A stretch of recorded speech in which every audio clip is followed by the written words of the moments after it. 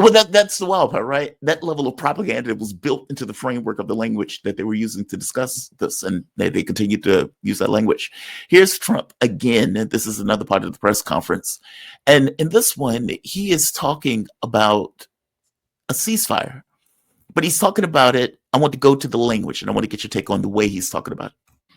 Well, he's going to have to do what he has to do, but, his poll numbers aren't particularly great, to put it mildly. He's got a country where, it's been savaged and attacked. And he's got an army that's been very, very brave, actually, despite the fact that, we've given him, in my opinion, $350 billion. That's what the real number is. You don't hear that number. And Europe has given, in my opinion, $100 billion. And they've done it in the form of a loan. And I have a Secretary of Treasury right now who's actually quite... It's not exactly the clip that I wanted to play, but either way, go into this thing of a ceasefire, because Trump in this press conference points out that Russia doesn't want this to go for 6 months and then another conflict starts, kind of like Syria, where it's this kind of frozen conflict. And as the frozen conflict goes, people get the sense that it's over with, but it springs back up at any particular moment. He said, okay, well, that's a non-starter. Putin doesn't want that. And when I heard him say that, I was like, thank you. At the very least, all of this talk about freezing the conflict along the lines to which they are frozen seems to be now off the table. If Trump is indeed right that Russia doesn't want that, and Trump is acknowledging that Russia doesn't want that. I hope that makes sense. No, it does. This is, again, like I said, the Keith Kellogg plan's over. Yeah. The idea that we were going to force Russia into making concessions is over. Trump recognizes that. This is what 3 weeks of, running into reality will do to your plan. And so what Trump is saying, in essence, is that this war will end on Russian terms. Mm-hmm. Yeah, which is big. Yeah, it's huge, but it's real. It's the most realistic thing possible. And I also think what he's saying is that Russia's terms aren't that unrealistic, meaning that they're actually common sense. When you listen to him, he's not like saying, well, Putin's ridiculous, Putin's outrageous. He's like, yeah, who wants this war to come back in 6 months? When we do this, it needs to be over, permanently over. This is real. Ukraine and NATO, it's never going to happen. The 2014 borders. No, I mean, we're going to talk about real here. And again, I think what's going to happen is, Trump understands that whatever peace agreement that comes out has to be permanent, binding, and comprehensive. That this isn't going to be a Band-Aid. This isn't going to be, we've got arterial bleeding. We're going to put, a Band-Aid on it. So you don't see the blood spurting, but eventually that Band-Aid's going to fail and the blood's going to spurt. No, you gotta stop the bleeding, heal the artery, and fix the wound. That's what has to happen. And that can't happen unless Russia wants it to happen, or Russia could be compelled into accepting something. There is no leverage of compulsion. Yeah. The Ukrainians can't do it. Europe can't do it. America can't do it. Doesn't want to do it. And so I think basically what Donald Trump is finally recognizing the reality of the situation. And I am also encouraged by his, talking about Russia as an ally, bringing up, the fact that we fought side by side in a war. Thank God somebody remembers this. And I would hope, and it might be fanciful thinking, but I would love to see Donald Trump send a high-level delegation, including American troops, to Moscow on May 9th to march in the Victory Day parade, not as a celebration of Russian victory over Ukraine, but a celebration of the Allied victory over Nazi Germany. Man, that would put us right back on the path we need to be on. Yeah. No, I agree with you on that one. Definitely. I'm curious on what do you think this looks like at the end? Meaning, what is this when they end this? Because at this point, Trump is talking about meeting in Saudi Arabia, but he also said Putin coming to Washington, D.C., and him going to Moscow. that has not necessarily been heavily reported, or at the very least not focused on. I focused on it because I think that's a big deal. Vladimir Putin stepping on American soil. That is mind-blowing. For one, do you think that's going to happen? I guess we could start with that. And B, the significance of that. And maybe that's not really the question I want to go to. I think I want to get your take on that. But first, I want to get your take on, what does it look like? What is the agreement that they need to make in order to make this work? Because they asked him, well, what about pulling weapons away? He's like, well, no, I don't want to do that. I don't want to kill my ability to negotiate. And I said, well, okay, that makes sense. He wants to keep a pressure, even if that pressure is getting weaker. He wants that pressure there to be part of the negotiation that he has with Vladimir Putin. So what do you think America gives, and what do you think America gets in any negotiation that takes place between these two? Well, the biggest thing America gets and what America wants is stability in Europe that allow them to unplug and redirect resources to the Pacific. That's the big get here. It has to be done. It has to be done in a way that is politically viable.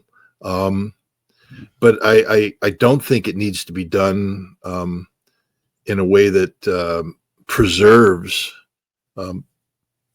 what Trump believes are corrupt European hierarchies. Trump's not here to preserve and protect the European Union. Trump's not here to expand and strengthen NATO. In fact, I think there's a growing recognition in the Trump administration that NATO is a Cold War artifact that needs to be jettisoned. It makes no sense from any standpoint. If the United States is going to unplug from Europe, that means that we have to get out of a situation where, because of the irresponsible policies of European nations, we could find ourselves in a war with Russia because of Article 5. We're just not going to. Trump is not going to allow the Article 5 trap to be held over America's head anymore. Right. And so it's a renegotiation with Europe about what European security looks like, and it's done in a context where Russia is not going to be, posed as the threat that unifies European resolve. By ending this conflict in Ukraine, Trump seeks to not only normalize Russian-U.S. relations, but also letting Europe know that the path forward requires Europe to normalize relations with Russia as well, that Europe can't sit there and hide behind an American shield that Trump is no longer willing to keep in place. We don't want war with Russia. That's the big takeaway here. We don't want war with Russia. And right now there's a great potential not to have a war with Russia. This is what European security framework looks like. Europe is going to have to learn to live within its means. I mean, if you can't afford 2% for NATO, then don't think about jettisoning NATO and creating this whole new big European army. It doesn't exist. I think Europe has to start talking with Russia from the standpoint of individual sovereign states. Whatever problem Poland has with Russia, Poland needs to solve. Whatever problem the Baltics have with Russia, the Baltics need to solve. I feel sorry for Finland and Sweden jumping on board this Titanic. I mean, they're just running in. We got the ticket. We got the ticket. And we're on board. Yeah. You hit an iceberg. Damn. Going down quick, isn't it? Yeah. Good luck, Finland. Burning all your bridges with Russia was the genius move. And the Swedes, you guys are stupid. That's okay. Russia will allow them to, fix the error of their ways. But you're going to see individual nations will have to deal with Russia as individual nations. This artifice called the European Union, this artifice called NATO, is no longer going to be the primary, interlocutor with Russia, between Russia and Europe. And I think this changes everything for the better. It does mean that Russia is a dominant power. Look at a map. I mean, if you haven't figured it out yet, Russia is a dominant power. It's a huge landmass, tremendous amount of resources, and no amount of European, fantasy is going to change that. Europe can't sit there and say, because we stand together, Russia is weak. No, Russia will always be strong. The best way to deal with a strong neighbor like that is to have sound, mutually beneficial relations based upon economic principles of cooperation, as opposed to trying to promote artificial military confrontation that you can't afford and sustain. You're not going to beat Russia in a war. That just isn't going to happen. So why waste money, resources, effort, everything on posturing that that's what you want? This is what a new European security framework will look like, is to walk away from the militarism of the Cold War era and enter a new dynamic of economic competition, if you want it to be, but cooperation by necessity. This is the way that BRICS is looking at the world, and Europe needs to get on board with BRICS, maybe not join BRICS, but at least understand that the way nations will work together is through economic interaction. That the day of a militarized approach towards solving the disputes is finished, because no nation can afford this war anymore. Yeah. Russia can't even afford this war anymore. I mean, let's just be honest about it. Russia won this war, but Russia also is looking at it saying, this is unsustainable. This is unsustainable. The posture we've taken here to prevail in Ukraine is unsustainable. It's not the posture we want to be engaged in. And Donald Trump is looking at it too. The Pentagon, they're talking about strength, but the Pentagon's also talking about, we need to start cutting the budget. We need to start spending, we can't be spending all this money. That's one of the great revelations. And the way you justify defense reductions is to remove artificial militarism from your national thought process. And there is nothing more artificially militaristic in the United States posture in the world today than what we're doing in Europe. NATO, this fake conflict in Ukraine. It's not fake because people are dying, but it didn't need to happen. There was no reason for this to happen. We could have said no to NATO from the very beginning and prevented this war. This is the fake aspect of it. It's an artificial confrontation that doesn't need to happen, has no historical basis other than, failed Cold War mentality. It's time to get Europe back on the path of learning to live in peace with its Russian neighbor. This is somewhat of an odd question, but I'm going to ask it anyway. I had the opportunity to go to the Biden-Putin summit. This took place in Geneva, Switzerland. And I remember being somewhat hopeful in the language that was being used by Biden and by Putin, because at a certain point, it sounded like they were saying very similar things. The guy, my boss, who was with me, completely cynical about the entire process, was like, this is not going to matter. It doesn't matter what they're saying. It doesn't matter what's coming out their mouth. It's not going to change the relationship. And he was right. It fell apart. Like within months, it just fell apart. Are you hopeful about this one, though? That this is something that is going to last, that is something that they're serious about, and that the outcome is going to be something that, A, stops these people from dying, and B, makes a new norm in relations between Russia and the United States? 100%. The thing about the Biden-Putin summit is that Biden wasn't willing to recognize that the problem was the structures that existed, NATO's posturing, the inability of France and Germany to go forward with Minsk, the NATO presence in Ukraine, everything that created the problem, Biden wasn't willing to deal with. He was just, his solution was literally came down to this, and you were there, this. Russia must realize that China is its primary enemy, and therefore Russia must submit to the West and the will of the West and do what the West wants and the West will save Russia from China. That was the Biden takeaway. I'm right.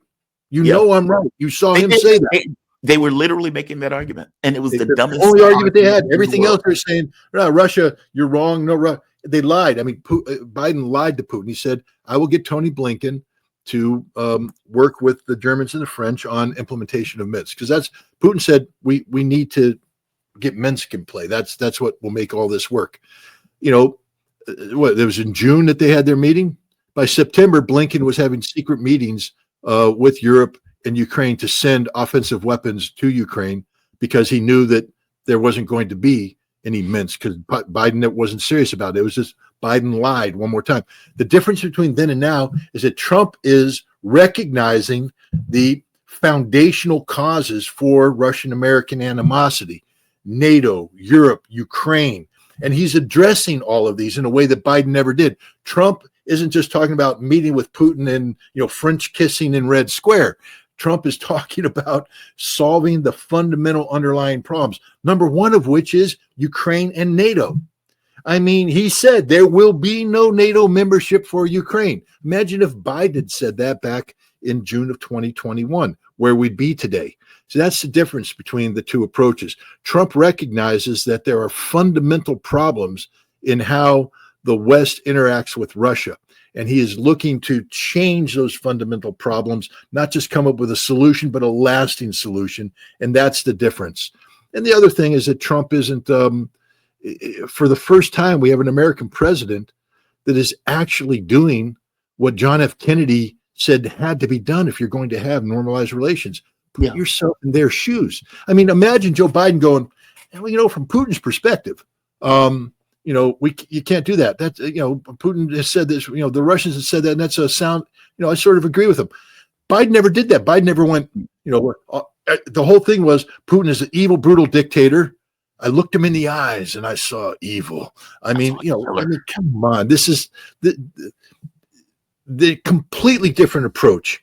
And it's one that the establishment can't handle. I mean, I love the fact that my favorite CIA Russian analysts, and I put favorite in quotations, are all out there right now just freaking out. These are people that spent the last 30 years writing PhD type theses about the evil relationship, evil nature of Putin, this, that, and the other thing, how Russia can't be trusted, And they're waking up to a new reality where a president of the United States is actually saying, well, the Russian leader has a point. The Russian perspective, from the Russian point of view, because see, they were never Russian experts. The problem with bringing in and interjecting the Russian point of view means that you have to acknowledge that Russia exists, that Russia has a right to a point of view, and that their point of view might be grounded in history related to Russian reality. None of these CIA intelligence, community Russian experts do that. They start with the premise that Putin is evil. Russia is this nation of zombies that just does whatever Putin wants them to do. And if you don't treat Russia in this way, then Russia will overwhelm you and defeat you and eat you up and spit you out. We finally have a president who's dealing with the Russian reality. It's early on. Whether or not he can follow through is a big question, but it is such a different approach than the one that Biden took, in the the Helsinki, or not the Helsinki, I'm sorry, the Geneva summit in 2021. So I'm optimistic because it's the right thing. I mean, when I've been saying this all along. I mean, I've joked with you in the past, hey, call me. This is exactly what I would be advising him to do. Exactly what I would be advising him to do, because it's the only path that will work. If you know the Russians, and I'm trying to know the Russians, I don't claim to have absolute knowledge and insight, but I've made an effort to know the Russians. If you look at it from a Russian perspective, these are reasonable actions that aren't designed to promote Russian hegemony on the world, but to secure Russia's legitimate national security, legitimate national interests. And finally, we have an American president who's putting himself in Putin's position going, yeah, it makes sense. That makes sense. Scott, always appreciate you, my man. Scott Ritter, he is a former UN weapons inspector and weapons of mass destruction whistleblower. Scott, where can people find you? I want to make sure that people can get your analysis on these issues. Well, I mean, scottritter.com is the one-stop shop. There you'll get videos. For instance, you'll give me a link. I'll put it up there for this. I have a Substack. You can gain access to that. It's a subscription, but the subscription's free. You don't have to make it free. You can do a paid subscription if you like. That helps me continue to do my work. But and then if you give me a second, I just started a new project called the Russia House with Scott Ritter on Telegram. Basically it's a follow-up on a project I had been doing previously called the Scott Ritter Show, where I would interview prominent Russian academics, politicians, military people, etc., about issues and try and get the Russian point of view, the Russian perspective on this through a Western filter, so that I'm speaking to a Western audience. That got shut down because of the U.S. Treasury Department basically, made it impossible to do that kind of work. So I've got a wonderful collaborator in Russia. We've come up with this this new venture, the Russia House with Scott Ritter. It's on my Telegram channel. It is a subscription-based service because it has to be sustainable because of the unique aspects of the U.S.-Russian reality for the moment. But we've already done a number of interviews. We're publishing our second interview today about the